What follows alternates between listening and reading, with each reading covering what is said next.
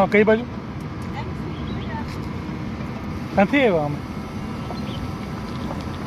સીધું જ એક દુકાન છે તો એમ અંદર રસ્તો જતો લેફ્ટ સાઈડ ડાબી બાજુ ત્યાંથી દુકાન છે તો અંદર રસ્તો છે જો આમ રસ્તો છે એમ દુકાન છે તો સીધું જ કરો